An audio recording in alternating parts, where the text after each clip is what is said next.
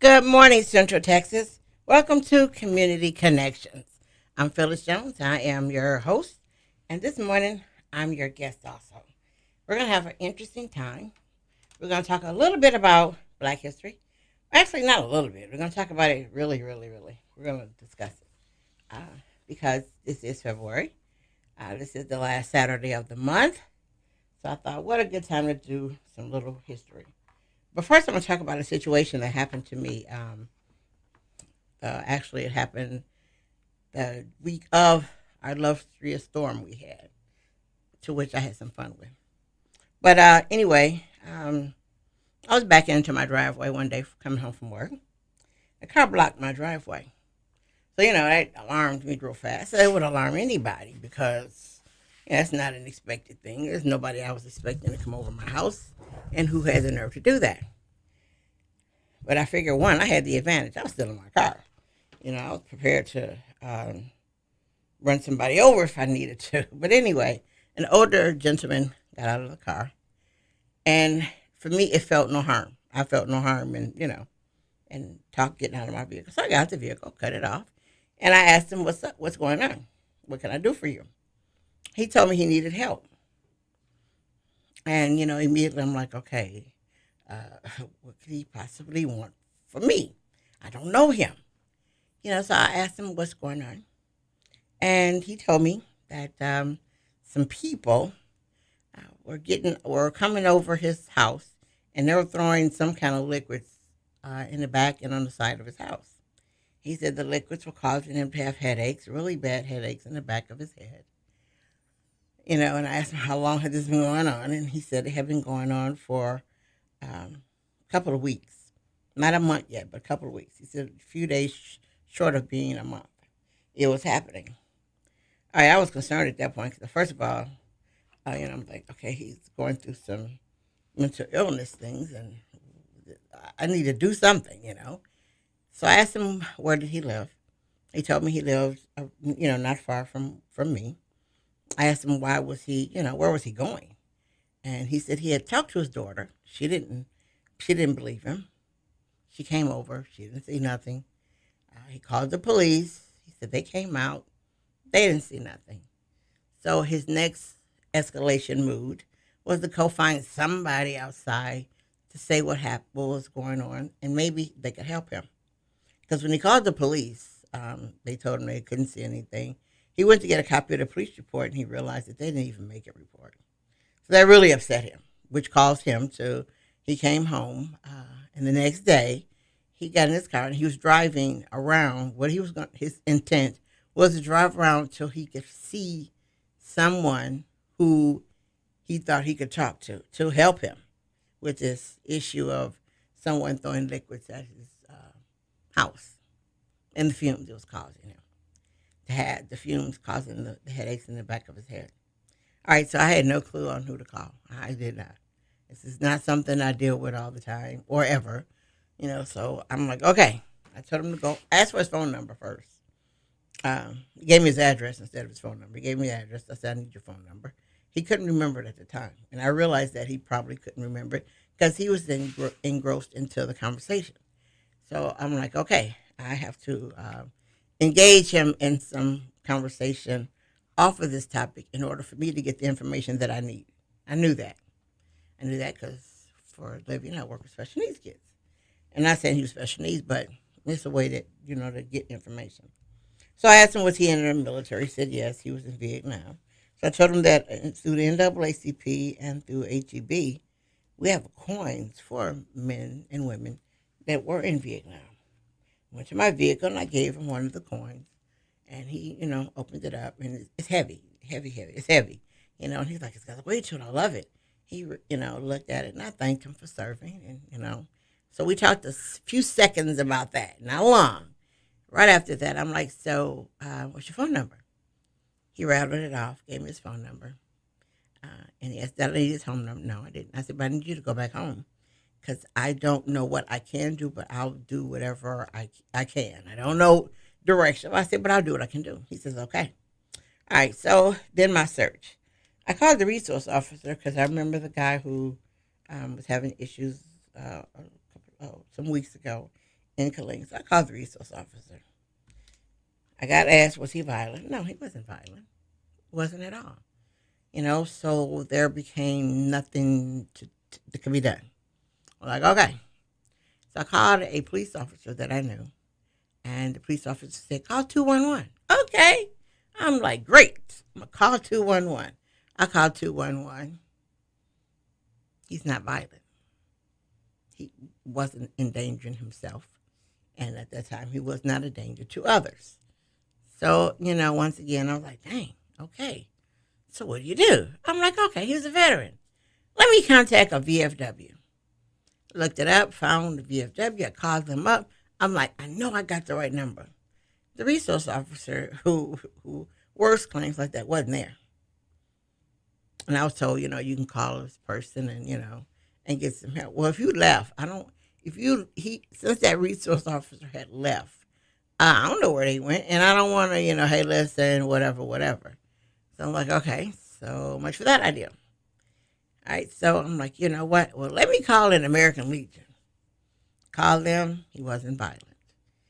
He wasn't presenting a danger to himself or anyone else. Okay, so because my concern wasn't so much his story, it was the headaches in the back of his head. So I called a friend of mine, and he's a retired nurse from the military. And I'm like, you know what? He's my last ditch effort. So I called him up, told him what the man had said. He said, where did he say his headaches were? So I was telling him, about where the headaches were. He said, give me his name and address, and I'll go over and talk to him. He said, because it's the headaches I'm concerned with. I'm like, okay, all right. So I gave him the man's name, address, and phone number. And then I called him to let him know who was coming to his house. And I asked him, did he text? He said, yes. So I sent him a picture of the person coming to his house. But he was fine. So the guy went over to his house, talked to him a little bit, but he asked him about the headaches. And I was on the phone listening because I was. Actually, they both wanted me on the phone listening so that nothing could be said later on, that happened wrong. So he talked the man into going to the doctor to see about the headaches, and where they were coming from. So the gentleman, he agreed to go. So they went to one hospital. The waiting line was long in the emergency room. Plus, he wasn't being, once again, violent. So my friend took him to another hospital that's in the same city as this one hospital. And they were also concerned about where the headaches were. So they kept him overnight, and they ran a lot of tests. And they found out that he had a blood clot on his brain, and it was lodged in a not good area of his brain. And they were going to work to dissolve it, to dissolve it. And that was his problem. That's why the headaches were there. And they said briefly he could have, started thinking or, imagining. And the fact that the people when I asked him about the people who were throwing these so-called liquids to his house, they were all Vietnamese. Well, he served in Vietnam. But it was a blood clot, that was lodged there, which will cause, they said, that caused those headaches, excruciating headaches, he said. They were really bad, and my thinking was, here was a man who had served his country, but he was still, he's looking for help. To me, I saw escalation. One, he called his daughter. She didn't believe him. He called the police. Okay, state number 2, called the police. Did they believe him? Oh, no, they didn't believe him. They didn't even write a report. And he knew that. He wasn't crazy. His next thing was, let me reach out for help. So he's driving around, just think, he's driving around trying to find someone that's outside that he could talk to. So when he got to my street, like I said, he saw my car backing up into the garage. Naturally, I'm outside. I'm not in the house. He didn't have to knock on the door. So when he got to me, that's an escalation. No one else saw it as an escalation, but I did, because he did the third thing. Let me search someone to help me. And so I did. He found me, and I did. My issue became there's no protocol. There's no list. There's nothing where I could say, well, let me pull this list out and I could do this. There's nothing for me to search on the city's website. There's no search for nothing to get help for somebody like that. Now, had he not left, that blood clot, as we know, they're dangerous. They're not friends of ours. But the next step, what was going to happen to him if he had not reached out? If I had not found somebody that I knew that I was like, hey, and like I said, his concern was not the story. His concern was the man's headaches.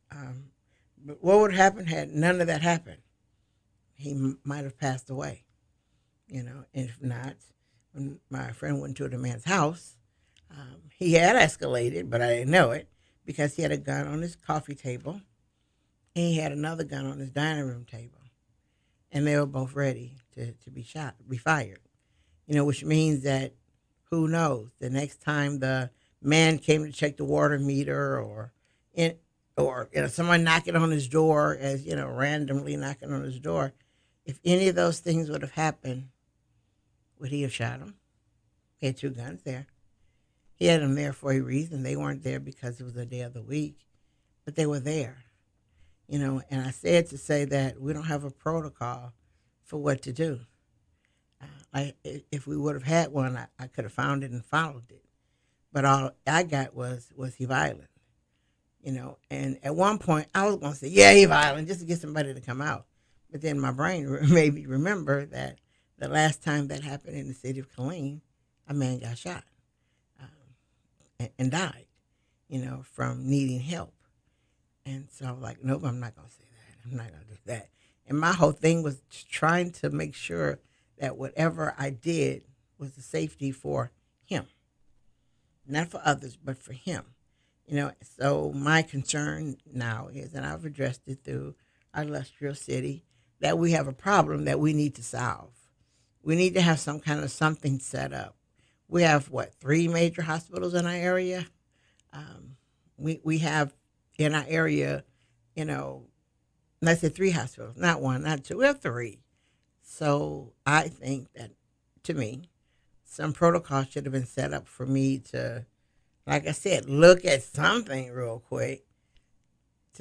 If this is what's going on, this is what you do. Well, I didn't get any of that.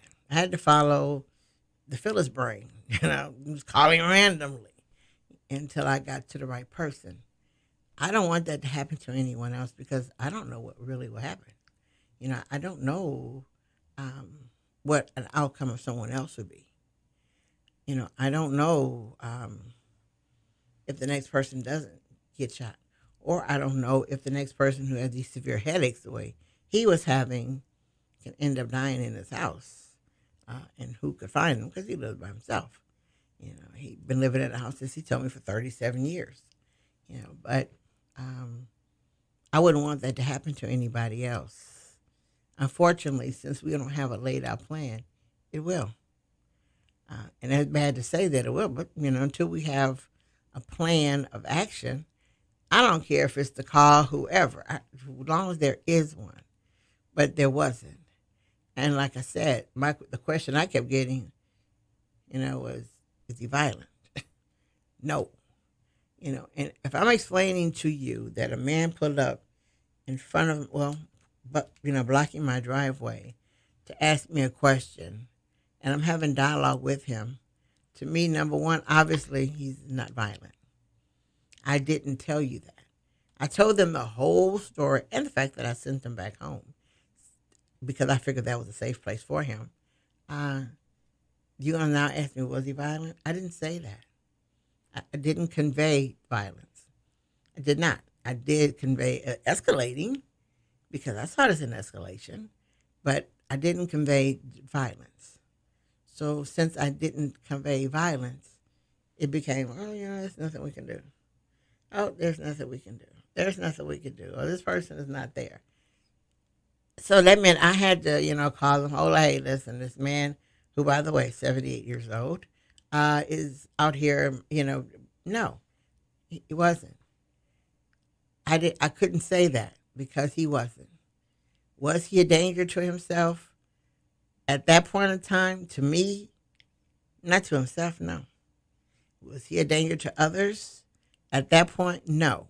But after learning he had, two guns in his house, sitting on a table waiting, just sitting there, that let me know there was a danger. Not to himself, there was going to be a danger to somebody else. Because if you're home and you're home through the weekdays, uh, you do get people knocking on your door. When we were off work, not before the storm, but not after the storm, but before the storm, I was at home. We were home for a while anyway for our holiday break. And I'm like, well, dang, people could knock it on your door. How often does this happen? They got on my nerve. I'm like, these people knock on my door again. I would have got one of those soliciting things, put it up there. I'm like, don't knock on my door no more. So for him, if somebody would have knocked on his door and he opened the door, what would have happened if it was someone he did not know? So anyway, I saw an issue with it. I didn't like it, and I'm going to continue addressing it until something is done. And also, I want to say to us, if someone reaches out to you, especially a senior citizen, see what's going on. I wasn't able to help him the way I wanted to, but I was able to help him. I said it wasn't the way I wanted, and I said I wanted a certain way. I didn't know what. Hey, I was green at this one. I didn't know. But I did find someone to help him because I kept thinking, my brain was working, as we know. You're searching your head. I got to know somebody. And every time something happens, we do say, I have to know somebody. I have to. I just can't know all these people for nothing. So I went searching my brain and, found out that's who I could call and ask. And luckily, he, one, was at home. Luckily, number two was he was able to help, to assist and get this done. So yes, if anybody's listening and you're from one of these organizations, somebody develop a plan. I'm still going to work with our city to develop something so that, like I said, this does not happen again to anyone else. When someone goes to reach out, there should be a plan. If someone's committing suicide, they can call a hotline and get some help. They can. If somebody for that, there's help for that. There's a reach out. There's a number to call. Well, this man needed, I'll say maybe the same thing. He was able to talk, to explain to me and to say everything. He understood what I was asking him, and until I asked him like his phone number, he didn't forget it forever.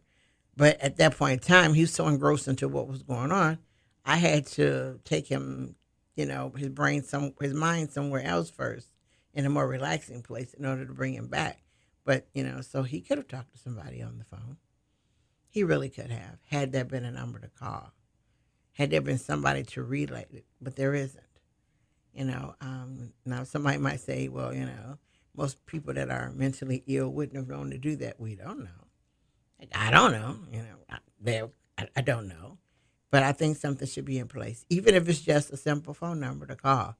I think there's something should be in place. We live in Killeen.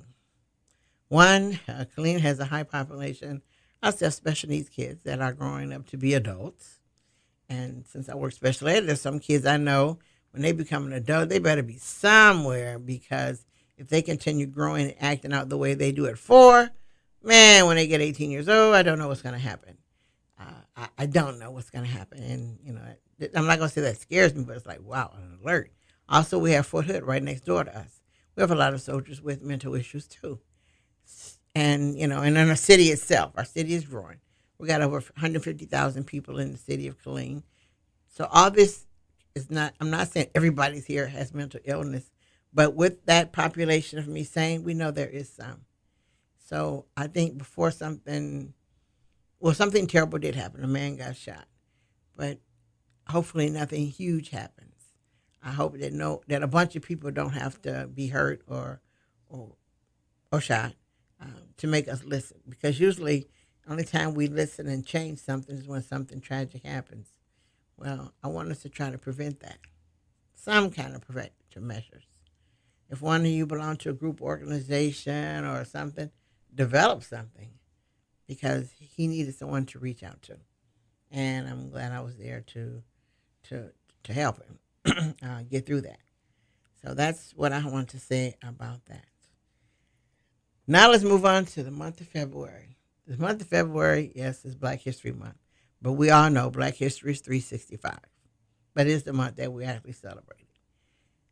But what I want to know is how much of our Black history are we arming ourselves with? How much of our Black history are we arming our children with? Now, you hear a lot of kids say, oh, yeah, we came from kings and queens. Okay, so the fairy tales. I'm not saying we did not, but this is 2021. We can do better explanation other than we came from kings and queens. That doesn't get anybody anywhere. But we need actual facts. So, yep, this show we're going to hear a lot of stories because that teaches us what's up, what's going on. And we need to arm our children with their history enough where they can stand up themselves, be proud of who they are, where they came from, and be able to answer back to ignorance or answer back to someone who's making a smart remark. So, yes, here comes another story. I was in a store with I have 3 grandkids. I was in the store with my youngest granddaughter. We're in there. So we're, in the store pushing the cart, walking around. So we were looking at something in the store. So this little girl came up, and if I had to judge her age and her language, I would say she's about 8 years old. I would say. She came to my granddaughter, and she said, my mama says you're black. Okay. So I, quickly looked around. My granddaughter goes, this is going to be fun. I'm like, oh, my gosh. I think, what is she going to say? All right. So she looked at the little girl. She said, am I black or am I brown? So the little girl says, well, you're brown, but my mom says you're black. She goes, oh, okay. She said, do you want to know why my skin color is this way? Okay, the little girl had a taken back look because that's not what the little girl expected her to say. So my granddaughter went on to let her know. She says, well, people who, she said, us, skin color, skin tone. She said, we're from, our native place is Africa. She said, Africa is a very hot continent. It's one of the hottest that we have. She said, so the gods and goddesses created us with this color skin. She says, so we won't burn as fast in the hot sun. So she told the little girl, she goes, and our hair is black. She says, very thick, very, very thick.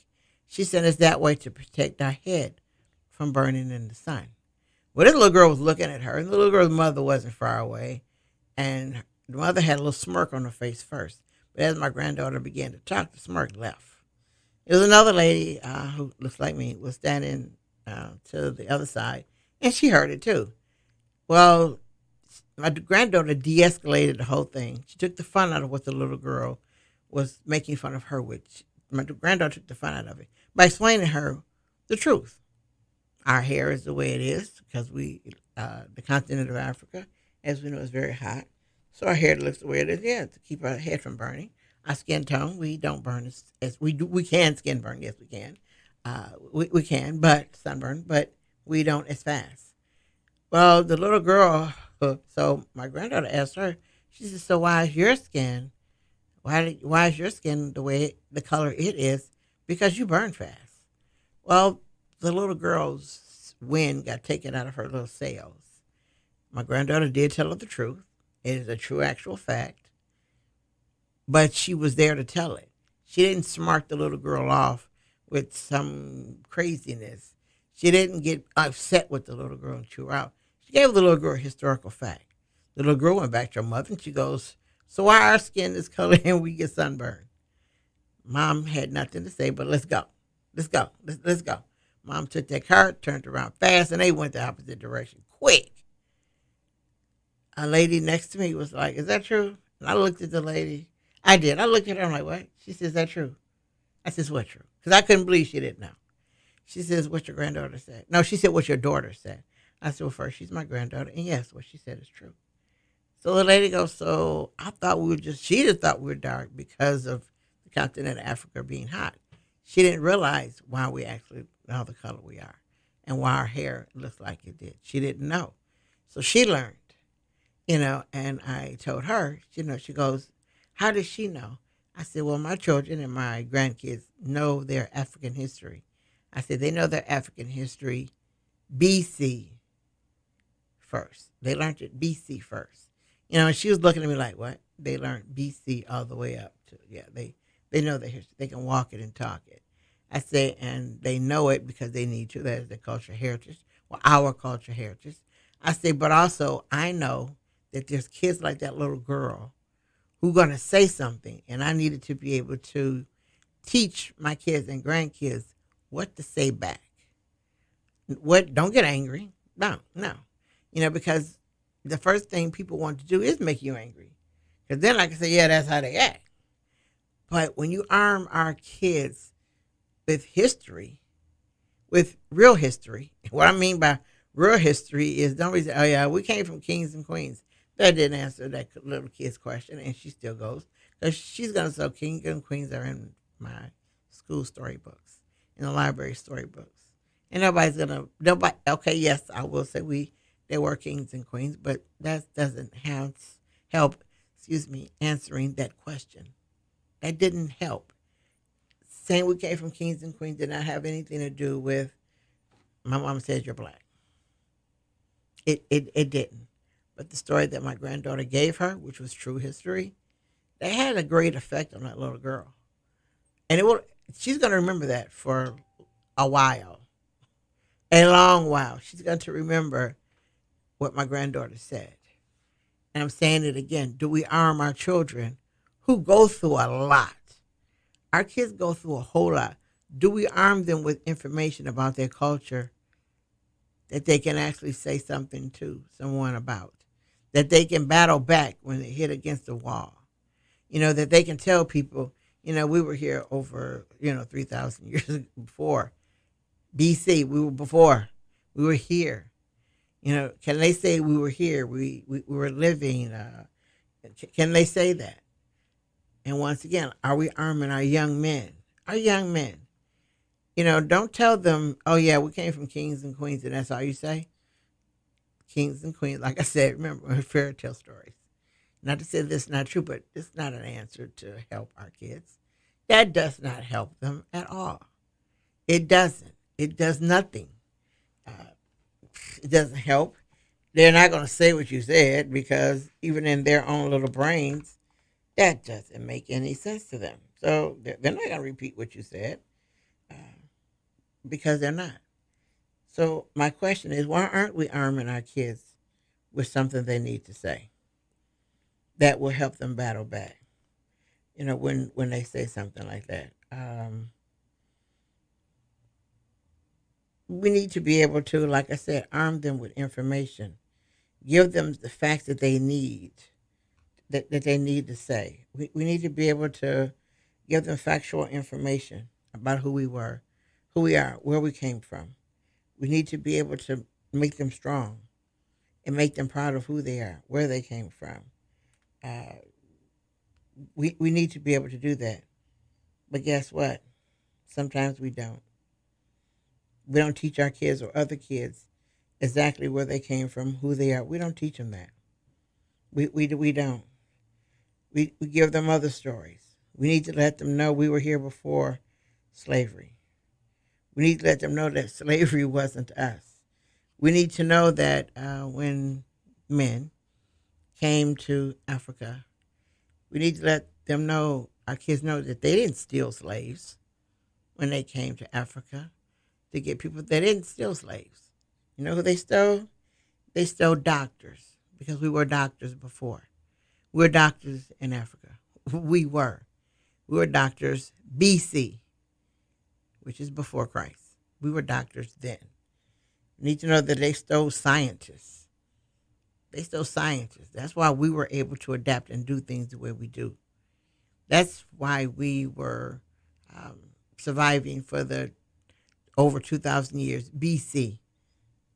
We had scientists, we had doctors, we had architects. If you want to know about the architecture work we have, all we have to do is start reading our history, start studying it, and you'll see the buildings we built. We already know about the Sphinx, which I always say that word wrong, that we built. We built those things. We built buildings. We had buildings. We still have them buildings. So we did have architects. We had astronomers. Because in Africa, during our culture growing up in Africa, and I'll say ours because I'm talking about our people. We had a god of the sun. We had a god of the water. We had goddesses of water. We had a god of the wind. Those were our gods and goddesses that we had. And yes, we had gods and goddesses because it was realized that it took two. Not two people, but it took a male and a female to do what we did. So we had gods and goddesses and astronomers. We had teachers. Heck, we had schools and universities. We're the first ones to have them. Are we telling our children that? Are we talking to our kids about those things? We should be. Because we have to arm our children. We're entrepreneurs. Heck, we showed that when we I'm going to say it right, when we came to the United States and were forced to be slaves, we created things that we needed to make life better. We didn't learn from here, from the United States. We did that in Africa. That's who we were. We had fathers, sons, mothers, daughters, and with everything we needed, with everything that you have now, we were before we were them. Remember that, before, way before. So are we teaching our kids about some of the doctors? Are we teaching them about some of the scientists? If you think about our history, those of us who are listening, and you know some of our history, you know, first of all, we were holistic. We knew what plants to use to make things better. We knew then. We did that then. That's how we healed ourselves. That's the doctor you went to see, knew what mixture to mix up to make you feel better. And what are we doing now? What are we going back to now? Well, let's see. We have COVID-19 rolling around in our faces, and it's running rampant. So what did we start doing? We need some things to, build up our immune system. So a lot of us are taking what? I'm going to just say it because I can say it's safe. A lot of us are taking elderberry. A lot of people. Oh, yes, it builds up your immune system. Yes, it builds up your immune system. But elderberry is a plant. Check it out. It's a plant. It's a plant you don't want to grow. And I'm not saying you don't want to grow it. Elderberry will take over your yard. If you had some elderberry in your yard, it would take over your yard. Seriously. But we're going back to using those things. Right now, when we talk to our friends, you know what we're going on now? Oh, what can I drink? Let me drink this. Let me have that. Because we're going back. But we're going back to whose history? Whose history are we going back to? We're going back to African history. Think about it. We're going back right now to African history, to our heritage. Our cultural heritage is where we're going when we talk about holistic medication. When we talk about the leaves and the plants-based things that are used to heal you. When we're boiling this and boiling that, where are we going? We're going back to our history. Are we arming our kids with that? Do we tell our kids this is where this came from? Or are we just saying, here, take this. It's good for you. It'll make you feel better. Or are we saying, take this and make you feel better? By the way, using this plant right here goes back to Africa. These herbs right here that you're taking, they go back to Africa. Are we telling our kids that? You're not cool that sounds? Do you know how great that sounds? First of all, we're people that was here BC, thousands of years. We were here BC. We were here. Us chocolate people with the black hair. We were. In fact, we're not all, and we come in all shades. We're all shades. You name the shade, we are. But do we tell our kids these little things? You know how cool that is, for our children to know these things? To sit up and go, yeah, that leaf you take, yeah, you know where that came from. I know where that came from too. Oh, yeah, all of those did, yeah. Can our kids say that? Can your children say that? Can the students that you work with say any of those things? Nope, because you didn't teach it to them. Because we're not giving our kids ammunition. With all the things our kids need and go through in life, the one thing they should have is their heritage and history with them. Because let's face facts, we're all African. We're only American because we were born here. That's it. That's the only thing that makes us an American is we were born here. That's it. But all the things that we do here now, today, go back there. So why aren't we arming our kids with factual history that they can then say? If someone says something to them, why can't we say something back? You know, why do we have to, oh my God, get upset and mad? And all? No, feed our children history where they can say something back. So they can also be proud of who they are. Let them be so proud that they become, oh my gosh, I'm not going to ask them something else. Don't ask him. No, don't ask her. Don't be that person. Don't ask them. You know, because right now, are we being culturally attacked? Big time. Guess who's getting it? Our young men. Their hair happens to be not in the afro. It's not in the afro no more. A lot of our young men are wearing locks. Hair's braided. So, oh my gosh, let's attack that. Let's attack that. So they're attacking their hair. Now their hair is not being attacked because we have nothing better to do today, so let's attack it. No, it's part of our culture. It's part of our heritage. So once again, our heritage is being attacked and questioned. It's different. Does it cause your brain to work differently? Nope. Our brain works just fine and works fine with it and without it. There doesn't. But that hairstyle belongs only to us. Only to us. Just us. It doesn't belong to nobody else. It's us. You got to see it every day. When you see it, you see me, you see where I came from. You see it every day. So it's being attacked. So what should we do? We need to go and help. We need to go. Now, that young man who's wearing it, believe me, he's wearing it for a reason. He's not wearing it just, it's a style that he wants to wear, but he knows all about it. And he's chose to wear it. Our girls aren't being attacked as much yet. Just listen to me, as much yet. Because if the law does not pass, which is the Crown Act, on our young men being attacked, guess what's going to happen? It's going to be our girls next. Because, once again, girls wear braids, girls wear locks. African American women wear 2,000 millions of hairstyles that relate only to us. What will the attack be next? It's going to be them next. Have we armed them and educated our kids and taught them how to battle with this? Nope, most likely we haven't. Are we prepared with knowledge to battle this? Because it's coming to us. Right now, we'll have to be defending them. Is it coming? Don't know. Are we ready? I hope we are. I hope we are ready with some facts. Now, I'm going to give you one more story. Yep, this is story day. Okay, y'all know I work for the school district. One day, two people were having a conversation. And the conversation was, well, it was two people, but, some other people joined in. The conversation became deadbeat dads. Oh, my goodness. When I heard the conversation, I was like, oh, sheesh. Here we go. So, and it was about deadbeat dads. And it was about, and the topic, well, not the topic was deadbeat dads. But the subject matter became the more African-American men and, I'll say black and brown. Numbers of deadbeat dads are extremely high. And, it was being said why. So I'm listening. I wasn't part of the conversation, but I was there, listening.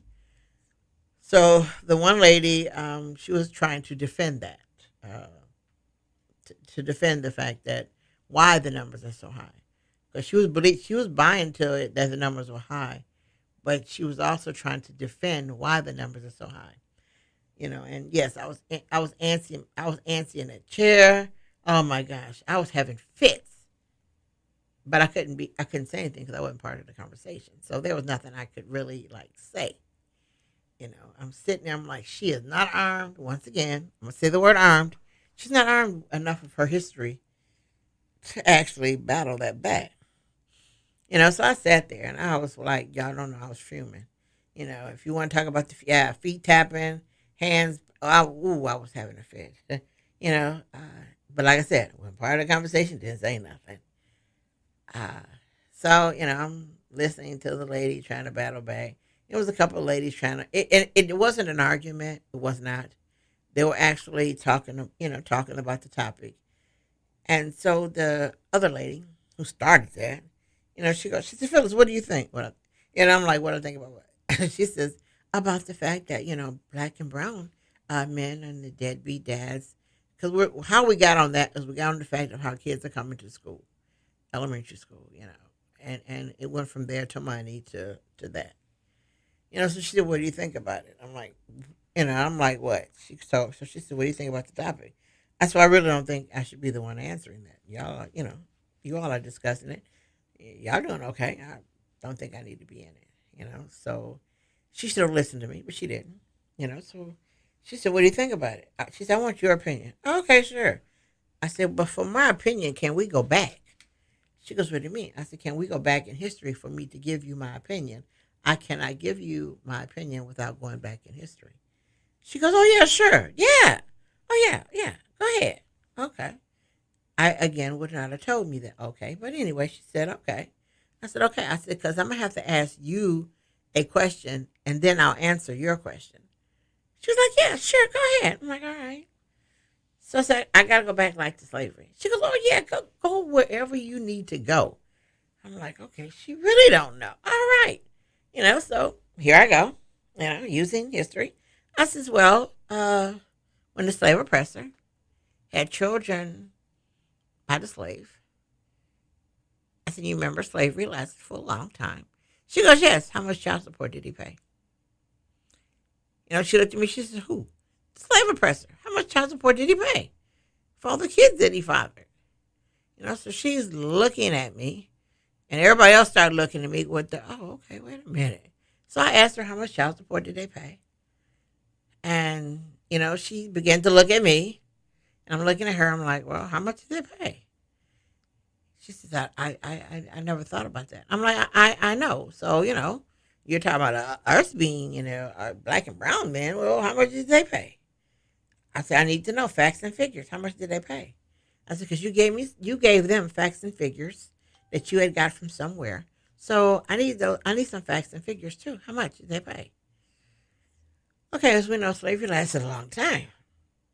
She said, most likely none. I said, second. So I decided, since I was in, I'm going to go way in. I decided I'm going to go way in. I am just going to go slam off crazy.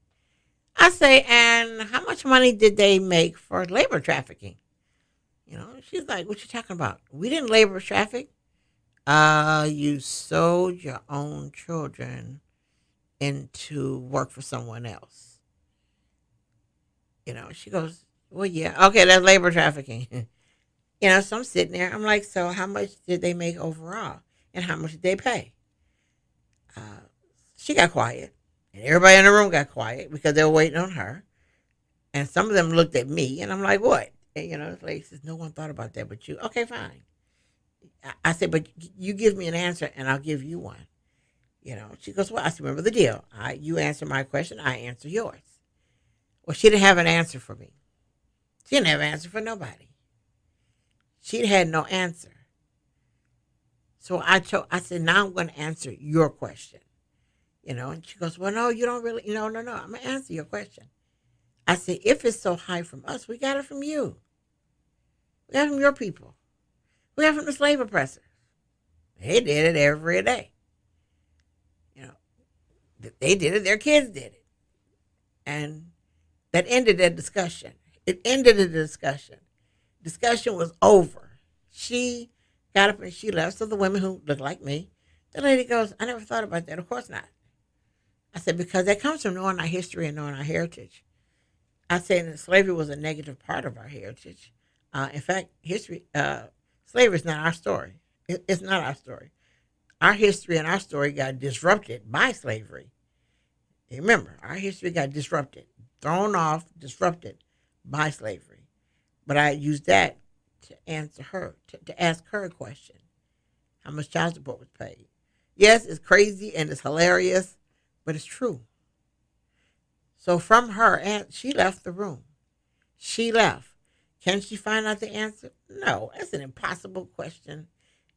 That's an impossible, well, not an impossible question. It's an impossible answer. You can't answer that. There's no way in the world to answer that question. But I use that as, first of all, it is factual. But I use that to let her know, excuse me, while you're attacking the black and brown men, let's talk about how much you paid first. One, she didn't think about that. No, she was busy harping on, the men who don't do it today and all that. She forgot and didn't think about stepping back in time. She didn't. Well, those are things that we need to know in order to answer back. It might sound crazy, but if you think about it today, you think about what you hear about deadbeat dads. Think about who you hear. And how many people ask that question back? Not many of us. Why? Because we don't use our history to answer things. We really don't. We don't use our history that we have to answer a question. We need to. Our history is stronger and better than anybody else's. We were first. But we should know how to do that. But most of all, we need to arm our kids, our grandkids, kids we see, kids we talk to. Arm them. A kid that's armed and knows theirs, you're not going to be able to push them back. Because they got this. They know who their people were. They know what our gods and goddesses created. They know. They've been instilled into their little lives. They got this. They need to be able to use it. We need to be able to give it to them. We need to research. We need to read. We need to go find. We need to join, I'll say, social media. They got enough groups out there to teach you a whole bunch of stuff. They got stuff out there to teach you, but like, whoa, wait a minute, hold up. Wait. I didn't know that. Wasn't ready for that one yet. There are things you're going to learn that you're not going to be ready for. It's going to blow you away, but it's our history. Our history. It's our story. We need to be proud to tell it. But mainly, we need to teach our kids how to utilize their history and what it is. Don't tell them we came from kings and queens. I'll say, yes, we did. But that's the fairy tale that kids read. Kids, oh, yeah, we came from kings and queens. You didn't tell them anything at all. You told them absolutely nothing. What you should tell them is, we had scientists. We're doctors. We're lawyers in Africa. We were here BC, thousands of years. BC. We were here. We were created. Now, people will say our history is not written. Yes, it is. Yes, it is. You go to the older parts of Africa. You go to Egypt, which is part of Africa. You'll see on certain buildings our history written in hieroglyphics, which can be now translated. You can see pictures that are drawn on buildings, and we know how to read pictures. Our history is written. It's not, where's your history at? It is written. Is it written in a book? No, but no, it's not written in a book. It is carved, so it exists. I can't change that. I can't go to that brick and erase it and add on to it because I need to adapt to this, to that. I know. I don't. It is there. It's written. It's carved. We are now going back to learn it, which is fantastic. But teach it to our children. Teach them the why. Teach them the who. Don't just teach them, who invented what. We were before that. Don't tell them, oh, yes, so-and-so, he invented this. This man invented that. No, we were before that. So go back. Go back. Teach our kids that they had a beginning, and the beginning started with us. Teach them that. Our kids need to know. I cannot beat it in your heads enough. Like I said, when my granddaughter talked to that little girl, when she said, I got this, I was like, oh, is she going to say something smart or what's she going to say? She used history. Little girl had nothing else to say. Because normally, if you get upset about it, somebody's going to say, well, yeah, that's how they act. Oh, yeah, they always upset. Well, that little girl couldn't say that. Nobody could. The mother could. Nobody could. It was, let's go. Let's go. There's no answer to that. That little girl's going to remember that story. Now, is she going to, say something to somebody else again? Most likely, yes. And she's going to hope like hate that nobody else says that. But she's going to remember that. The lady who overheard the conversation, she had no clue.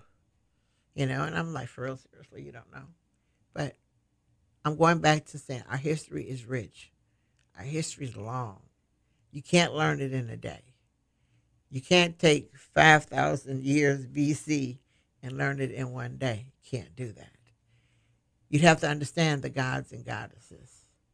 You have to understand who they were, what they represented. And I did say goddesses, because that's where we came from.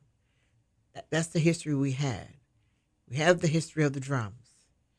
Well, can you explain to your child why drums are outlawed when our people came to the United States and became slaves? Why were the drums outlawed? Why couldn't they use those drums? You know why? Because the people who became slave oppressors knew that the drums, we used them to talk.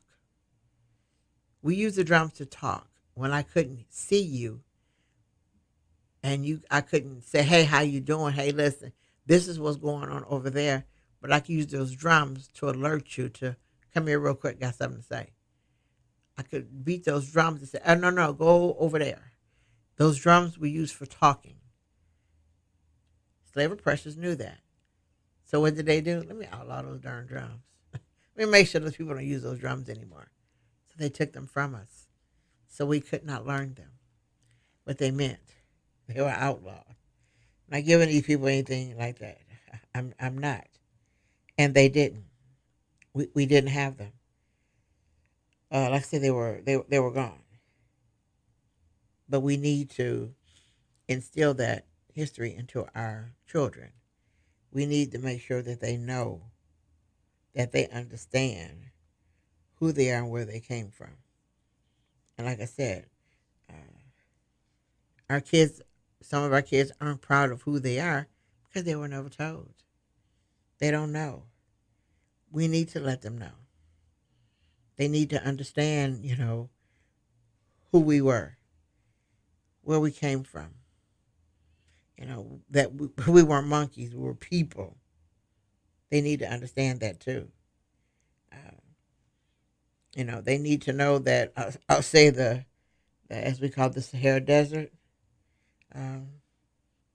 8,000 years BC. Really? We need to be able to tell our kids that. We need to tell the kids that the Africans' first civilization was documented 3,000 years BC.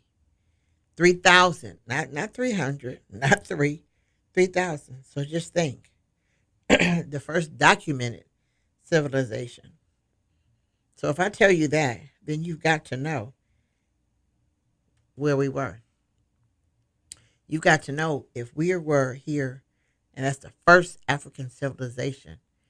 That is the first civilization. We had to have everything we needed. We had it. We created it. So imagine you telling somebody, they tell you about it. Oh, hey, who was here, documented 3,000 years BC. What's somebody going to say to you after that? What they going to say? It's not much you can say. It's not much. That meant that we have the endurance. We knew how to survive. We were a civilization. Civilization means civilized. We were people. We were here. We were learning. We were listening. We were eating. We were doing all that we were supposed to do. Because of that, we were here. Are we telling that to our kids? No, we're not. So I'm saying this to you. Arm yourself first, but arm our young people as to who they are, where they came from. Yes, here we say we're African American. Some people just say they're African regardless. Because we are. The American part only because we were born here. That's it. That's the only thing that makes us an American. That's it. Nothing else. Our culture, nothing else. Our culture, we're Africans. We actually are. Why not display it and show it? But tell our kids that so that when that question comes, you're black, they can answer that. Oh, let me tell you why we got dark skin. The last thing my daughter said, my granddaughter said, little girl, is black is the strongest color in your little crayon box. Whoops. When she said that, I didn't think about that. I'm like, it is, for real, seriously. Wait a minute, hold up, it is. But have our kids and teach them the history that they need to stand on their own as proud people. Don't just tell them the kings and queens story and walk off because you didn't say anything. You didn't say anything. and tell them one they ain't gonna believe it anyway because it's 2021. And give them a better history. Give them something that they can build on and be proud of. Like I said, let them know we were here in a civilization 3,000 years BC. Wow. That meant everything else is a copy. Think about it. If we were here then, we were civilized, we were a civilization, which means we lived, we ate, then everything else came from us, which makes everything else a copy, which means everything else repeated what we already did. Everything else was repeated after we did it, after we said it, after we created it. Everything was already here. Teach your children that. Teach the kids that you touch in the normal day. Teach them that. Let them know who they are and where they came from. And if you don't know, start reading. It's there. We have Google now. Look it up. Read it. Study it. And take our kids from being thought of as, I don't even know why we look like this. Take them from there and deliver them to where they need to be proud of who they are, to know why. The why. Teach them that. Don't let them walk around not knowing. Teach them who they are and where they came from. Like I said, if you got to go back to, 8,000 years BC, but 3,000 years BC, we were a civilization, everything has to be a copy after that. Everything. So let them know that. You need to know that. But I want to thank you this morning for listening to Community Connections. I hope that you learned a whole lot. I hope to hear some of these kids come back with some answers of their culture history, culture heritage, who we are. That we are African Americans. We're African first because we say it first. That's the only reason we say the American part, because we were born here. Let them know that. Let them know that our history, slavery disrupted our history. Okay? It disrupted it. It did. It disrupted our history. Don't let them think it is our history. No, it disrupted our history. Big disruption. Bam, here it comes. That was it. But teach our kids that. Like I said, I want to thank you for listening to Community Connections this morning. And I want you to always remember, you cannot live a positive life with a negative mind. We'll talk to you next Sunday. Bye now.